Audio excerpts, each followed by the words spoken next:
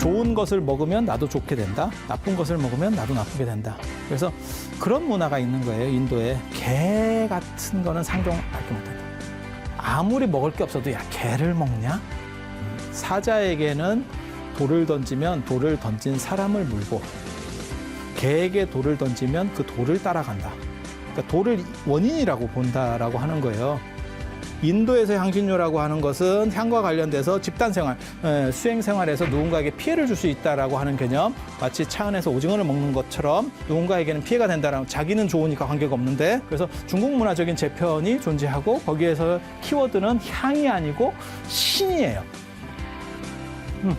거기서는 신, 매움이라고 하는, 그래서 매움이라는 걸 키워드로 해서 이렇게 저런 배경들에 대해서 뚜렷한 판단력이 없으면 사람이 경전을 읽거나 뭘 했을 때 제대로 이해할 수 없어요.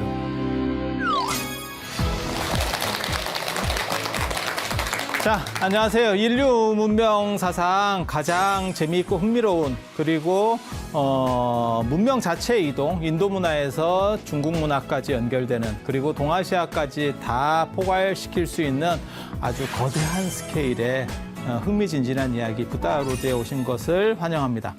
자, 오늘 여러분들에게 말씀드릴 거는 사실 여성에 대한 이야기를 준비를 했어요. 그리고 제가 이제 흔히 얘기할 때 다른 종교하고 비교해서 불교가 더 대단하다고 말할 수 있는 거, 객관적으로 말할 수 있는 거, 그거를 제가 보통 세 가지를 들고 있습니다.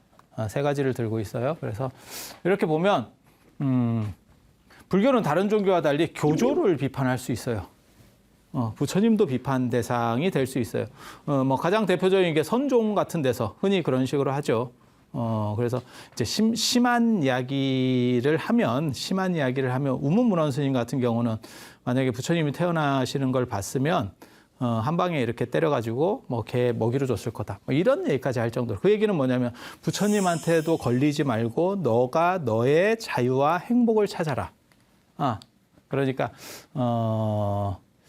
해능 스님 스타일로 얘기하면 좋은 일도 일 없는 것만은 못하다. 그러니까 부처님한테도 걸리지 마라. 라고 하는 이야기예요. 그리고 이게 이제 두 번째 이야기하고 통할 수 있는 얘기입니다. 그래서 나를 목적으로 하는 종교라는 거. 그래서 나의 행복, 나의 자유라는 걸 목적으로 하는 거고, 부처님 같은 경우는 어떻게 보면 진함이라는 표현 아세요? 진함철, 자석, 이런 게 아니고 그냥 진함이라고 나올 때는 나침판, 우리가 어떤 식으로 하는가에 대한 방향을 잡아주는 것. 그래서 불교가 지혜의 종교라고 말하는 거는 사실 지혜라고 하는 부분과 그 다음에 나의 행복, 그 두 가지가 축이에요. 근데 아마 다음 시간쯤에 얘기해드릴 그게 이제 자등명, 법등명이라고 하는 거죠. 자등명, 법등명 한 번씩은 들어보셨을 거예요. 그런데 거기에도 놀라운 내용이 있습니다. 전혀 여러분들이 알지 못하는 진짜 그게 그거였어? 라고 할 만한 이야기가 또 숨어 있어요. 근데 거기 가만히 보면 자등명이라고 하는 것은 나를 등불로 삼으라는 거고, 그 다음에 법등명이라는 진리를 등불로 삼으라는 거예요. 그래서 진리를 통해서 네가 행복해지면 이라고 하는 게 불교의 가장 중심적인 목적입니다. 그렇다 보니까 교조에 대한 비판도 가능해요. 그래서 불교의 가장 큰 특징 중에 하나라고 우리가 이렇게 보면 뭐가 있냐면, 부처님을 그렇게 막 뭐랄까 계속 찾는 게 아니죠. 제가 지난번에도 그런 얘기 해드렸는데, 우리가 기도 때 찾는 거는 대부분 관세음보살을 찾지 부처님을 찾지는 않는다. 그래서 어떻게 보면 반교조적인 그런 흐름도 일부가 있어요. 그리고 합리성으로 재단했을 때 만약에 좀 문제가 있으면 부처님에 대한 것도 변화시킬 수 있는, 그리고 그게 부처님의 뜻이에요. 그래서 전에 제가 그런 말씀을 드렸었는데, 나에 대한 존경심 때문에 내 말을 고지고대로 듣고 믿고 받아들이지 말고 합리적으로 너네가 판단해 보고 그것이 옳다라고 생각하면 그렇게 따라라. 그렇지 않다면 버려라. 이건 굉장히 자신감 있는 사람들이 할 수 있는 얘기거든요. 그러니까 내 말은 길이요 진리요 생명이니 무조건 믿고 따라라 라고 하는 거하고는 약간 달라요. 너네가 합리적으로 판단해 보고 그것이 올바르다면 이라고 하는 거예요. 그래서 전체가 중심이 나한테 맞춰져 있는 거죠. 그리고 인간이라고 하는 게, 불교는 특징이 그거잖아요. 나를 목적으로 내가 깨달음을 얻는 거죠. 부처님한테 기도하고 이렇게 하는 것들은 내가 아직 약하니까, 그러니까 우리도 그렇게 하잖아요.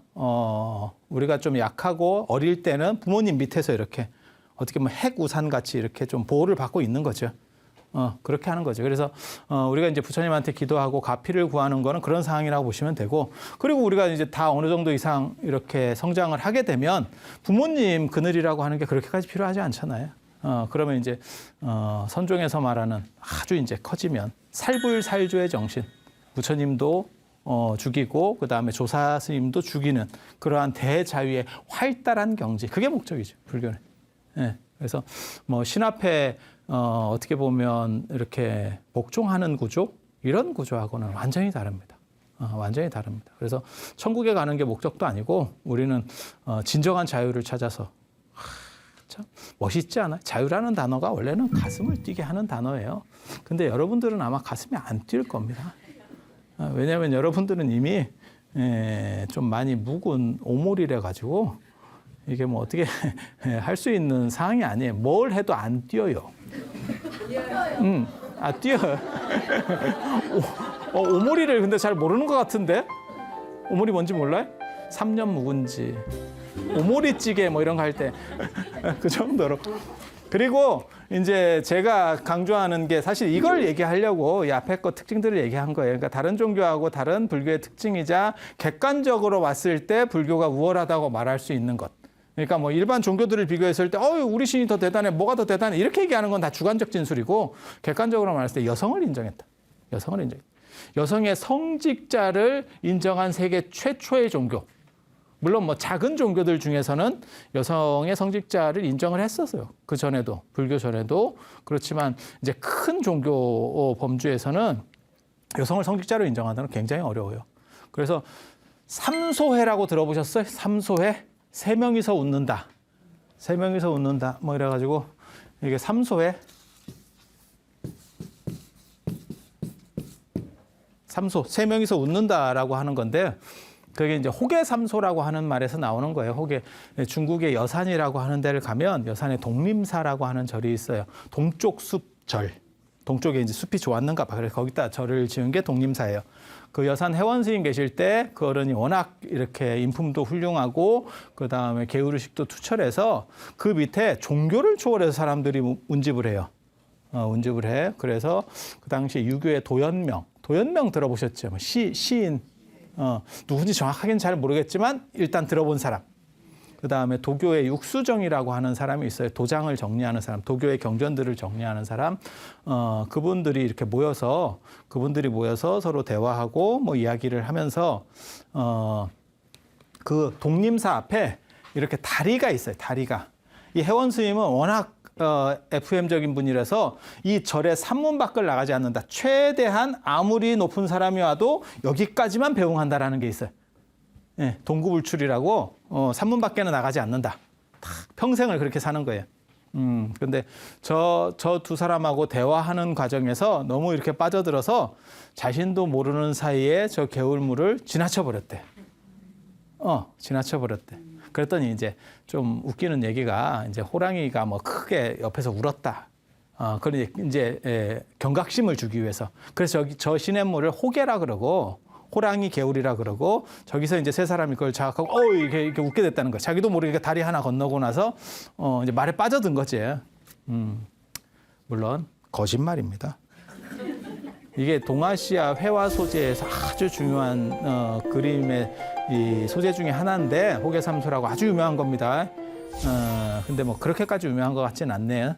이걸 왜냐하면 여러분 얼굴 표정을 보니까 아직 그렇게까지 유명하진 않아.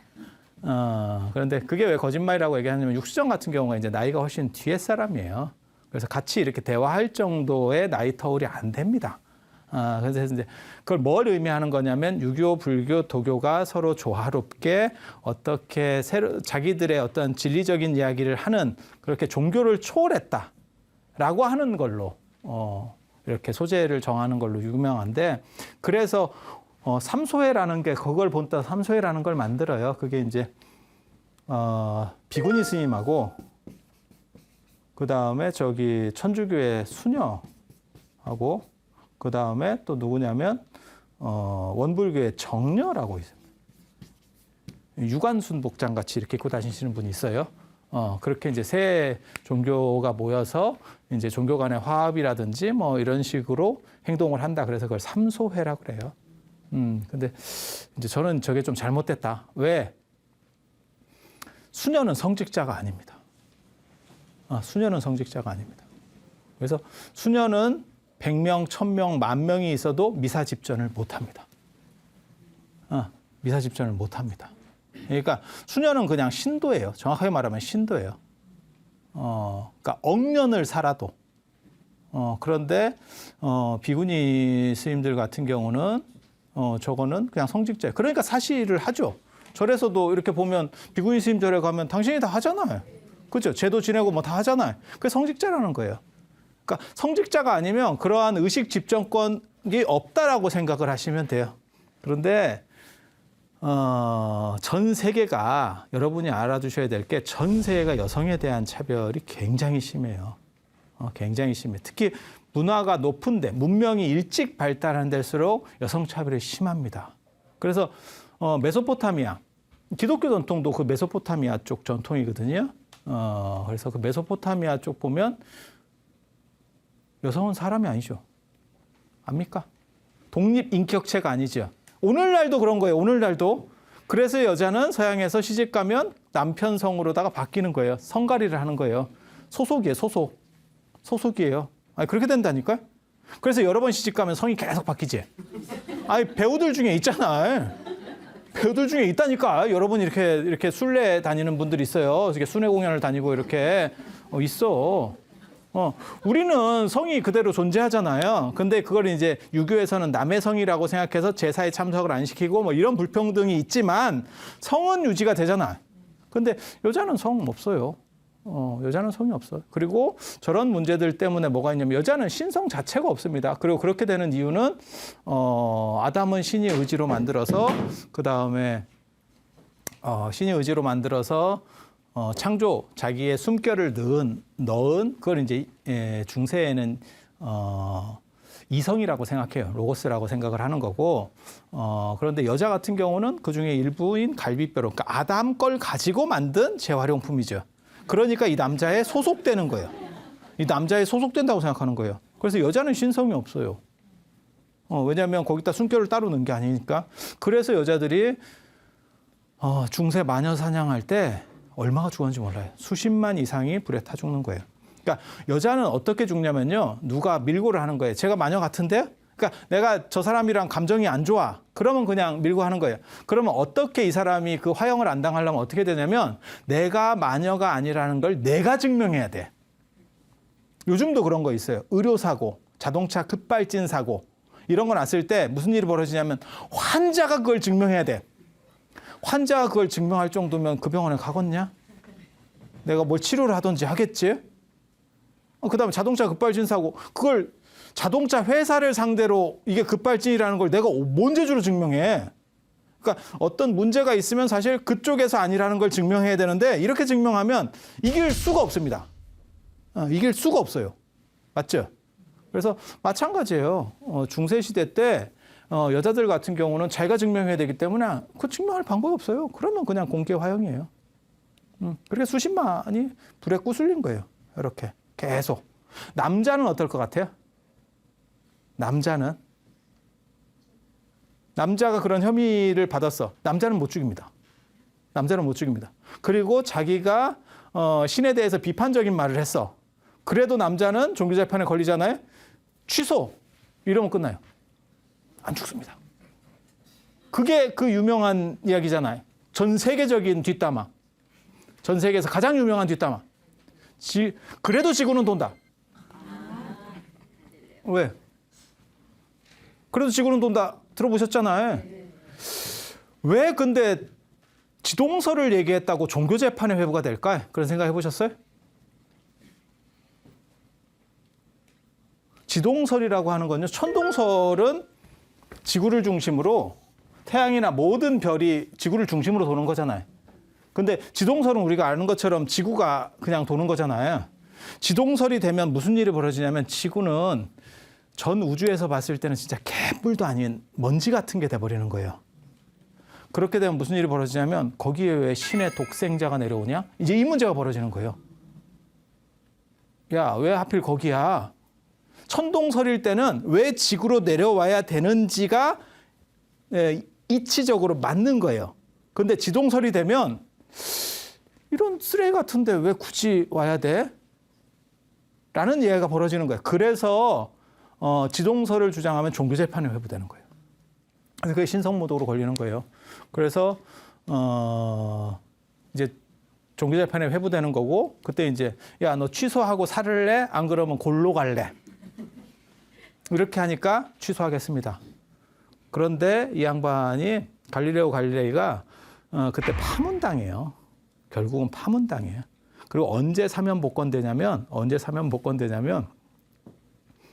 요한 바오로 2세 때, 교황 요한 바오로 2세 때, 얼마 전 교황이잖아요. 이렇게 얘기하는 거는 잘못된 것 같아요. 나이가 나오는 것 같은데 얼마 전 교황이 아니고 좀 한참 됐죠. 그래도 몇 년 됐죠, 그죠? 교황 요한 바오로 2세에 의해서 사면 복권됩니다. 그럼 어떤 일이 벌어지는지 아세요? 파문 당했을 때는 지옥에 있다가 교황이 사면 복권 해주잖아요. 그러면 그때 천국으로 가는 거예요. 되게 재밌습니다. 이 논리 구조가 굉장히 재밌습니다.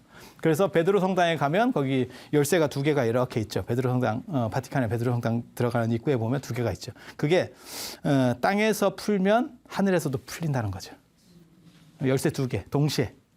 이게 이제 동기화되어 있는 거예요. 그래서 자료를 업데이트하면 이쪽에서 업데이트하면 저쪽에서 바뀌어. 그럼 지옥에서 막 꼬지다가 갑자기 나 간다, 빠이빠이 이러면서 가는 거예요. 그래서 남자는 아무튼 스스로 변증할 일이 없어요. 스스로 여자처럼 그렇게. 그래서 모든 마녀 사냥이라는 말은 있어도 마법사 사냥이라는 말은 없잖아. 근데 영화를 한번 보라니까요. 그러면 언제나 중요한 반지의 제왕이든지 해리포터든지 센 마법을 쓰는 사람은 전부 남자예요. 전부 남자예요. 그래서 이게 굉장히 재밌죠. 이런 식으로 처리를 하는 이유는 여자에겐 신성이 없어서, 신성이 없어서라고 하는 거예요. 그래서 그러한 문제들이 유전하는 거고, 그래서 그게 이제 천주교나 개신교도 마찬가지입니다. 개신교도 큰 목사는 없습니다.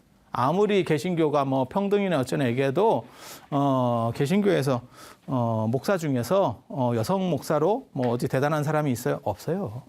없어. 눈 씻고 찾아봐. 제 말에 맞나 틀리나. 없어. 그게 여성 억압 구조 때문에 나타나는 거예요. 인도는 어땠는지 아세요? 인도도 심각합니다. 만우법전에 보면, 인도의 최초 법전이라고 하는 만우법전에 보면 여성을 죽인 죄는 살인죄가 아니고 상해죄예요. 남성을 죽인 죄는 살인죄. 이게 뭐냐면 물건 취급이에요. 물건 취급. 뭔 얘기인지 아시겠죠? 율장에 보면 뭐가 나오냐면, 율장 첫 번째 음계에 대한 부분이 나오는데, 그게 수제나 비구의 이야기인데, 거기 보면 뭐가 나오냐면, 그 어머니가 이제 자꾸 이렇게 해서 출가하기 전 부인하고 해서 애를 하나 만들어라, 이런 압력을 넣어요. 이유가 뭐냐면, 남성이 없으면 가산이 정몰당합니다. 그 집에 남성이 한 명도 없으면. 왜? 독립된 호구로 안 봐주는 거예요. 왜? 사람이 없으니까. 그러니까 예를 들어가지고 여기 빈집이 있는데 여기 아무도 안 살고 재산권 행사를 하는 사람이 없어. 그러면 정부가 어떻게 처리하겠어요? 정부 국유지로 이렇게 흡수하겠죠. 그렇지 않아요? 그러니까 실제로 예전에는 누구 거였어 라고 해도 오래 지나면 끝나는 거예요. 그게 이제 황룡사도 그런 거죠. 황룡사가 원래는 불교 거였겠지. 황룡사지, 경주의 황룡사지 이런데 절터들 다 불교 거였겠지. 하지만 나중에 다 없어지고 오래되니까 지금은 다 국유지로 바뀐 거잖아요. 그런 식이에요. 그래서 나중에 비구니 스님들이 출가할 때도 그 비구니 스님의 시조가 누구냐면, 첫 비구니 스님이 누구냐면 부처님의 이모인 마하프라자파티라고 하는 분이거든요. 근데 그것도 잘 이해를 하셔야 돼요. 왜냐하면 그때 석가족 남성들이 다 출가를 해가지고 정반왕이 돌아가신 상황에서 남자가 없어요. 석가족 부처님 직계에는 자 봐봐. 정반왕, 그다음에 부처님 어머니인 마야 부인, 그다음에 마하프라자파티, 이게 대도라고 하는 이게 형제, 자매간이거든요. 자매간. 여기서 태어나신 분이 붓다. 여기서 태어나신 분이 난타. 그 다음에 이 밑으로 나중에 라후라. 이분들이 다 출가하잖아요. 그럼 이 집안에는 남자가 없는 거예요. 이 어른이 돌아가시면. 그래서 이 어른이 돌아가셨을 때 이 어른은 뭐 벌써 돌아가셨고 부처님 낳자마자 돌아가셨고 이 양반하고 야쇼다라, 부처님 부인이 야쇼다라가 남는 거죠. 이분들이 출가할 수밖에 없는 상황이었어요. 인도의 보통 일반 룰에 의하면 그냥 혼자 살 수 없는 상황이라고 보시면 돼요. 그래서 저건 아마 유목문화랑 관련될 겁니다. 유목문화에서는 여성이나 어린애들이 혼자 이렇게 어떻게 보면 집단 안에 생존 확률이 거의 없어요. 거의 없어요. 그래서 제가 전에 그런 얘기 해드렸잖아요. 형사 취수제, 형이 죽었을 때 시동생하고 같이 사는 룰이 그런 것 때문에 만들어졌다. 그런데 저기서도 지금 남성이 없으면 저거를 인정을 안 해줘 버리는 거죠. 독립 인정을 안 해줘 버리는 거죠. 그래서 그런 이야기들이 나와요. 그래서 남녀차별이 심했다는 걸 알 수 있고, 사띠라고 들어봤어? 사띠? 사띠? 아마 처음 들어봤을 거예요. 처음 들어봤을 거예요. 처음 들어봐도 돼. 이건 굉장히 들어보기 어려운 거니까. 사띠라고 하는 풍습이 있어요, 인도에. 그건 뭐냐면, 남편이 죽으면 인도 같은 경우 화장을 많이 하잖아요. 예전에는 시체를 유기하는 문화가 있었고, 그 뒤로는 이제 화장 문화. 화장은 유목민들의 풍습입니다. 계속 이동해야 되기 때문에, 이걸 뭐 묘를 관리할 수가 없으니까. 그래서 전에도 그런 얘기 잠깐 해드렸을 거예요. 그렇게 해서 불을 피우면, 사띠가 뭔지 아세요? 부인이 그 불길 속으로 뛰어드는 겁니다. 숭고하지? 안 뛰어들으면 무슨 일도 있었을 것 같아? 밀어주는 사람도 있었을 거예요. 그래서 지금도 유적에 남아있는 게 있어요. 거기는 손도장이 31개가 찍혀 있는데, 그건 뭔지 아세요? 31명이 그 남자 죽었을 때 뛰어드는 거예요. 아니, 그 정도 열렬하면 여러분들한테 있지 않아요? 네? 동아시아에도 비슷한 게 있었죠. 그게 순장이라고 하는 거. 순장. 그래서 이제 핵심자가 돌아가시게 되면 이제 그 관련 분들을 다 이렇게 같이 이렇게 묻어주는 거. 자결하는 경우도 있고, 자기가 스스로 자결하는 경우도 있고, 이제 생매장은 약간 이게 좀 깝깝합니다. 그래서 자결해서 묻히는 경우도 있고. 순장 들어보셨잖아요. 순장이 빠른 시간에 없어져요. 그래서 이제 한나라 때 무덤이나 이런 거 보면 나무 인형 같은 게 막 들어가 있거든요. 그런 게 이제 순장 대신에 이렇게 쓰는데, 그래도 중국에 계속 있었습니다. 계속 있었습니다. 동아시아에 잔인한 거 진짜 많아요. 여러분들 몰라서 그렇지. 그게 조선 후기 되면 진짜 잔인합니다. 그게 이제 우리가 아는 것처럼 남편이 죽으면 목매는 풍습이 우리나라에 있었잖아요. 아니, 뭘 많이 봤잖아요. 전설관 같은 데서 많이 봤잖아요. 이렇게.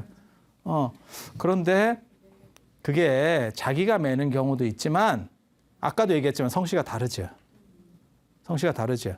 그러니까 조선은 철저하게 남성주의 사회이기 때문에 어떤 일이 벌어지냐면, 이 여성의 신부는 그 남자가 부여하는 거예요.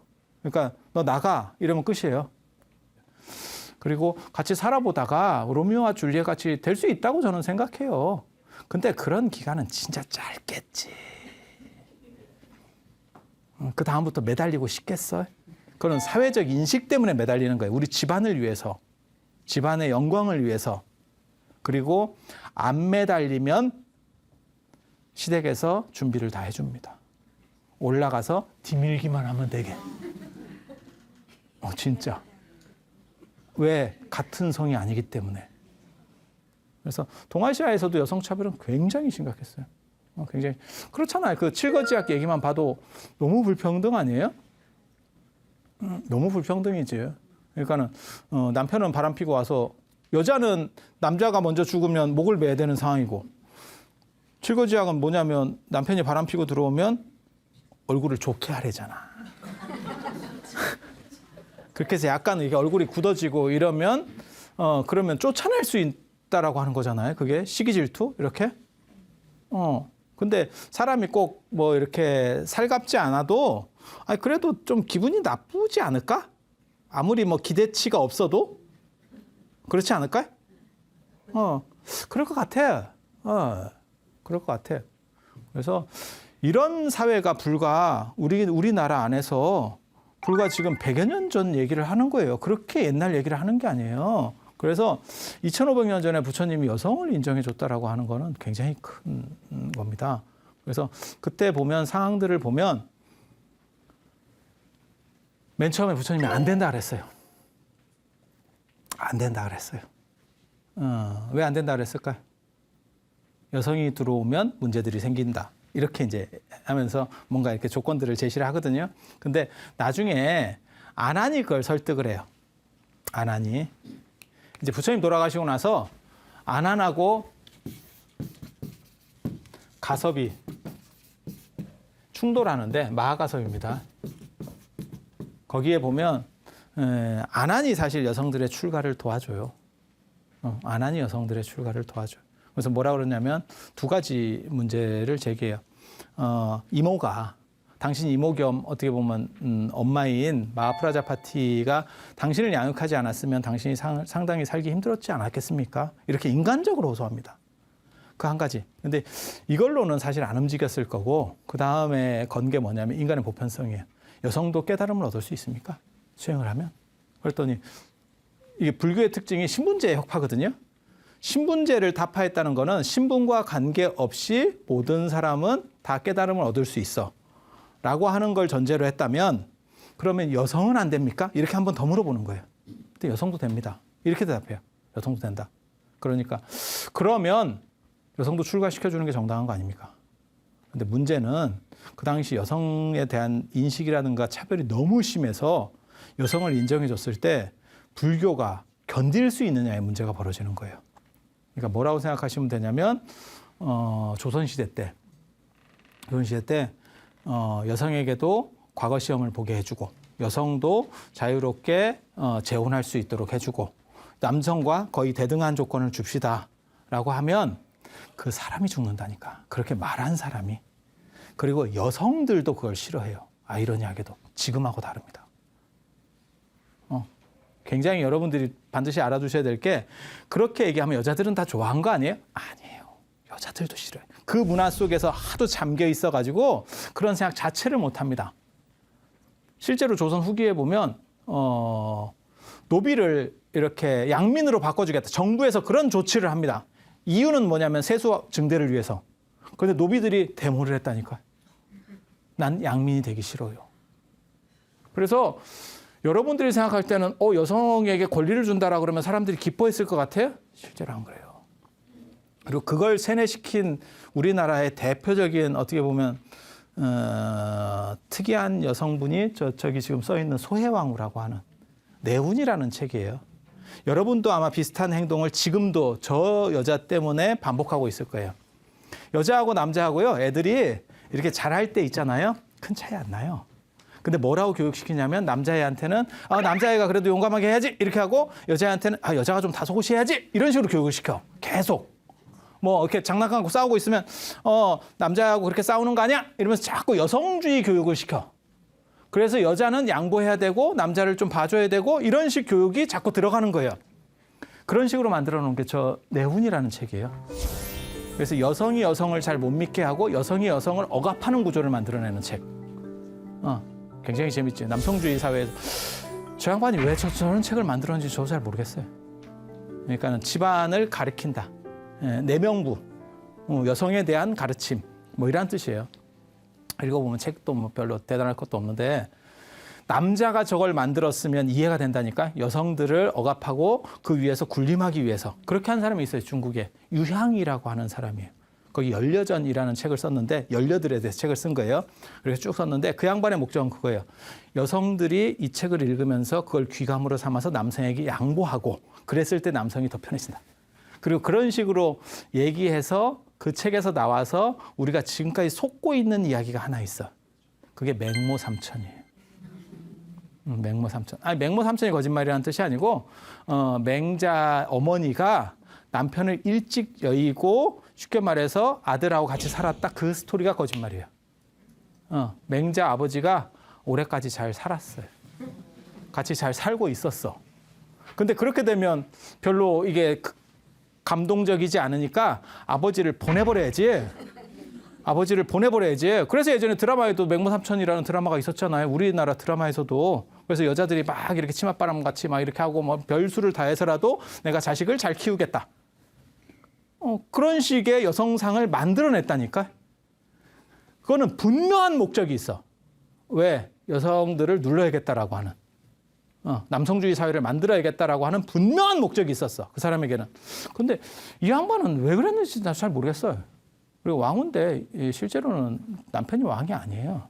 남편이 일찍 죽어서 이제 세조의 첫째 아들 의경세자라고 하는 사람이 수양대군의 첫째 아들이에요. 일찍 죽고 나중에 이제 그쪽이 이제 어떻게 보면 정맥이니까 그 손자가 성종이거든요. 성종엄마예요.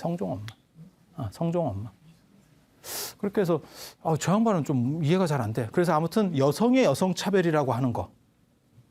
지금도 그게 한국 사회에서 유전돼서 뭐가 있냐면 여성을 잘 못 믿어요. 제가 그런 얘기 하거든요. 아마 조사는 안 해봤는데 뭐 정치인이라든지 이런 데서 여성이 나왔을 때 오히려 여성표가 남성표보다 적을 수도 있다. 왜? 여성이 여성을 신뢰하지 않고 여성이 여성을 씹는다니까. 그리고 이 부분과 관련해서 이제 비구니 스님의 출가랑 관련해서 부처님이 하는 게 그 유명한 팔경계법이에요. 이게 비구니 스님들이 아주 피를 토하면서 이렇게 이 부분을 어떻게 해석할 것이냐를 가지고 논란이 많은 거예요. 제 책에 보면 79페이지 교재가 있습니다. 이게 교재가 있는 수업입니다. 이게 너무 오랫동안 안 들어서 잘 모르네요. 여기 보면 팔경계라고 나와요. 근데 여기 보면 이제 불평등 조항 8개를 제시를 하는 거거든요. 8개를 제시하고 너네가 이걸 받아들이면 출가시켜줄게. 라고 하는 조건부 출가를 얘기해요. 이게 조건부가 걸린다는 건 무슨 뜻인지 아세요? 계약을 파기했을 경우에 그러니까 너네가 이걸 안 지키면 너네는 출가 자체가 무효가 돼. 원천무효. 그러니까 이혼이라는 게 있고 상대가 사기를 쳤잖아요. 혼인을 할 때. 그러면 혼인 무효 소송이라는 게 있어요. 결혼관계에서 사람이 안 맞아. 그러면 이혼할 수도 있지. 아니 그거 말고 이 사람이 사기 결혼을 했어. 그러면 혼인 무효 소송이라는 게 있다니까. 혼인 무효 소송이 되면 이 사람은 혼인한 증거 자체가 기록상에서 없어집니다. 물론 뭐 상고는 있었겠지. 그걸 되돌릴 수는 없지만 기록상에는 없어져요. 뭔 뜻인지 아시겠죠? 마찬가지예요. 이 조건을 너네가 안 받으면 너네는 이게 쉽게 말해서 출가 자체가 성립이 안 돼. 이렇게 말하는 게 팔경계법이라는 거예요. 8가지. 근데 이게 굉장히 불평등 조항이거든요. 굉장히 불평등 조항이에요. 첫 번째가 뭐냐면 몇 가지만 얘기해 드릴게요. 몇 가지만. 100세, 출가한 지 100년 된 비군이라도 인제 출가한 비구에게 절을 해야 된다. 100년 된 비군이 출가한 지 100년 되려면 지금 현 조계종에서는 20세에 출가하거든요. 최소치가. 최소 비구니계를 받기 위해서 20세거든. 그러니까 18세에 출가해서 식차만한 일을 2년 거쳐서 20세. 그럼 120세가 돼요. 120세 돼도 안 된다는 거예요. 그리고 또 뭐가 있냐면 비구니는 비구를 체크할 수 없고 그러니까 어떤 일이 있어도 비구를 지적질하면 안 되고 비구는 비구니를 얼마든지 지적할 수 있고 지적질할 수 있고 그다음에 보름에 한 번씩 비구 스님한테 교육을 받아야 되고 비구니 승단은 교육을 받아야 되고 뭐 이런 여러 가지 조항들이 있어요. 그게 8개 불평등 조약. 그래서 이 조항들을 아는 비구니 스님들 입장에서는 세상에 뭐 이런 게 다 있냐. 이제 이런 얘기들을 합니다. 그런데 이게 중간에 섞인 것도 분명히 있어요. 처음부터 원형은 아니에요. 왜 팔경계일까? 왜 하필 팔경계일까? 사진법 썼다 그랬죠. 그러니까 팔이 나오는 거 맞지? 그래서 부처님도 80년을 사셨다는 게 이게 사진법 문화 때문에 나오는 거거든요. 100년이라는 게 나오죠? 100년이라는 게 나오죠? 이 십진법이거든요. 이건 훨씬 뒤에 들어간 구절일 거예요. 뒤에 들어간 구절일 거예요. 그런데 그리고 참고로 말씀드리면 비구니 스님 중에서 가장 출가한 지금 기록에 남아있는 사람 중에서 어린 나이에 출가한 사람 비구니계를 받은 사람 12세입니다. 12세. 결혼하면 성인으로 인정을 해줘요. 그건 어디든 마찬가지예요. 결혼 유무에 의해서. 그래서 출가한 지 100년 됐으면 112세가 최단이에요. 물론 112세도 없지. 사람이 뭐 112년까지 거북이요. 저건 범납을 셀 수도 없어. 범납 세다가 까먹어. 그 나이 수대로 팥죽 그 옹심인가 아니 옹심이가 아니고 뭐지 그 새알심 먹으라 하면 배 터져 죽잖아 이제. 그랑 똑같은 거지. 저 못 세. 이씨, 내가 언제 출가했지? 막 이러면서 씨, 손가락이 왜 10개뿐일까? 한 100개짜리 손가락은 없나? 뭐 이렇게 그렇게 가는 거거든. 그래서 이걸 이제 불평등 조약이라고 하는데 이거를 어디까지 손을 댔는지는 몰라요. 그런데 이러한 조항이 만들어지는 이유가 있어요. 이유는 알 수 있어. 이유는 알 수 있어. 그게 뭐냐면 비구 승단이 먼저 만들어지고 비구니 승단이 만들어져요. 그러니까 이건 대등 관계일 수 없지. 이건 부속 관계가 되는 거예요. 이쪽에. 그러니까 부속 관계에서의 어떤 문제가 하나가 있고 또 한 가지는 뭐냐면 당시에 사회상에서 여성에 대해서 여성을 굉장히 낮게 봤기 때문에 이걸 대등 관계로 놔줄 수가 없어요. 놔줄 수가 없어요. 실제로 율장에 보면 비구니 스님들을 출가시키고 난 뒤에 계속 문제들이 터져요. 뭐가 터지냐면 계속 밖에서 이제 다른 종교나 이런 데서 씹는 거죠.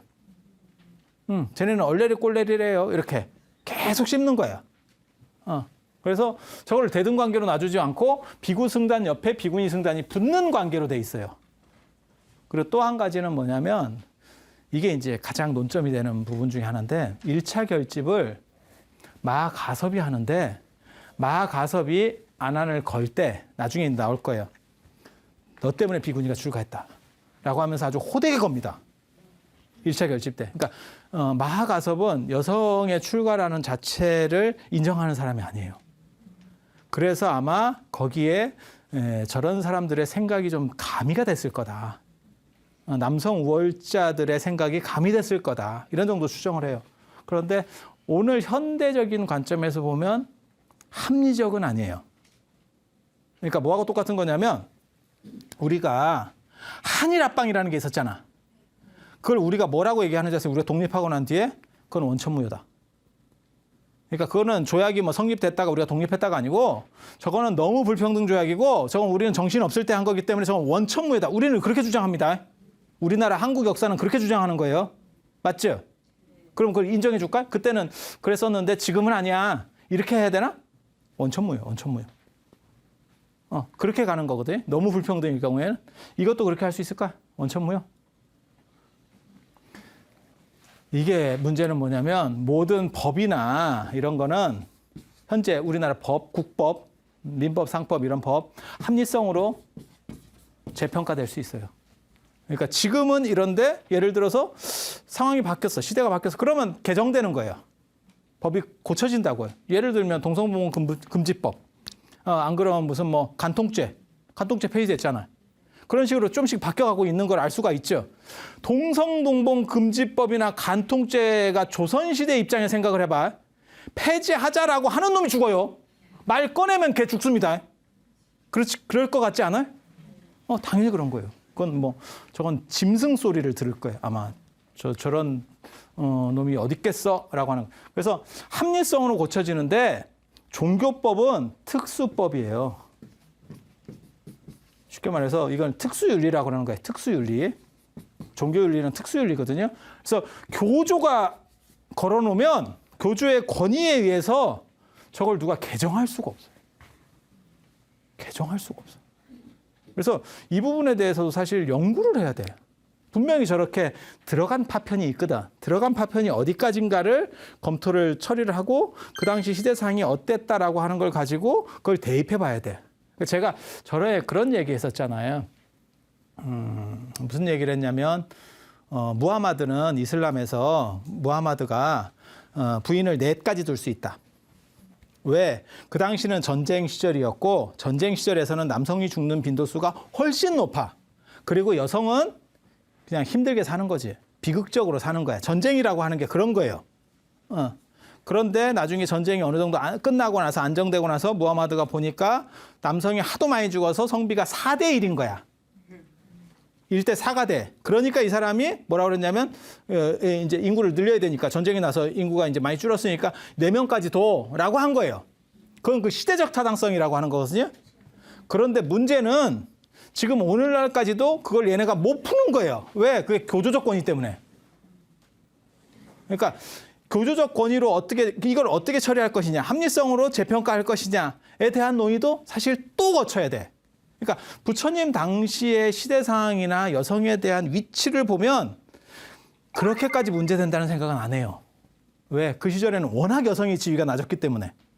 네, 여성의 지위가 낮았기 때문에.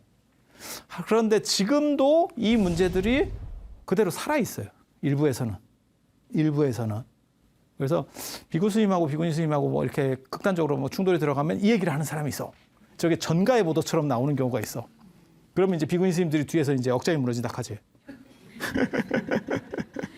뭐 이런 게 있어요. 그래서 저런 것들은 사실 많은 이야기를 통해서 공개가 되는 게 저는 올바르다고 생각하거든요. 그렇게 해서 하다 보면 문제가 해결돼요. 그러니까 많은 사람들이 알아야 되는데 문제는 여러분들도 사실 이런 얘기는 처음 듣죠. 처음 듣죠. 그래서 부처님 당시에 저기 시대적 타당성은 아까 방금 무하마드가 뭐 4대 1을 얘기한 것처럼 분명히 있었어요. 그 당시 여성상을 봤을 경우에는. 그리고 부처님은 저렇게라도 해서 여성을 출가시키는 게 시대적인 상황에서는 굉장히 선진적인 거예요. 굉장히 선진적인 거예요. 그건 유교에도 없고 같은 동시대에 유교에도 없고 뭐 저 기독교 문화에도 없고 아무 데도 없어. 세계 종교 큰 종교 중에는 없어. 그렇게 보면 굉장히 급진적이고 뭔가 개혁을 한 거는 맞아. 하지만 오늘날은 워낙 빨리 바뀌니까 지금 뭐 남자 여자의 문제가 아니고 제3의 성들도 지금 나타나는 현상이 지금 그런 걸 인정해달라는 거예요. 소수성애자도 인정해달라. 지금은 그런 얘기까지 나오고 있는 시점이니까. 그래서 저런 얘기들에 대해서도 한번 토론을 거쳐야 되는 상황이고 이 정도까지만 일단 말씀을 드리고 제가 이거 판단하기가 굉장히 어렵기 때문에 그리고 한 가지 분명하게 말씀드릴 거는 불교는 저렇게라도 여성을 인정해서 최대한 받아들이려고 했었다. 그게 붓다의 의지고 실제로 불교 안에도 이런 보수주의자들은 저거는 용납될 수 없다라고 부처님 당대부터 비판했어요. 그래서 그런 여러 가지 사건들이 있어요. 그래서 오늘 지금 제가 말씀드리려고 하는 거는 여성 문제. 그리고 불교는 그 당시에 부처님께서는 그 당시에 가장 급진적인 여성에 대한 배려를 했다. 그렇지만 그것이 오늘날까지도 그게 유효할 수 있느냐에 대해서는 시대적인 검토를 한 번 더 거칠 필요성이 있다. 이 정도 말씀을 드리면서 오늘 수업을 마치도록 하겠습니다. 자, 들어주셔서 감사합니다.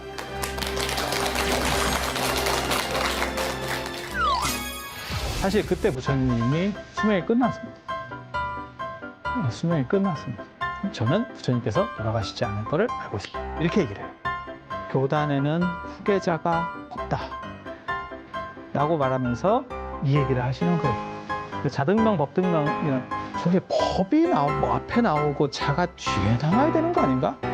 저 음식을 먹지 마라. 나를 제외하고 이 세상의 열애를 제외하고 저 음식을 먹고 소화시킬 수 있는 사람은 없다. 나에게 공양 올린 것을 후회할 거다. 그러니까 내가 앉아 있을 테니까 아나나 네가 가서 얘기를 해라. 춘다의 공양은 수자타의 공양과 대등하다라고.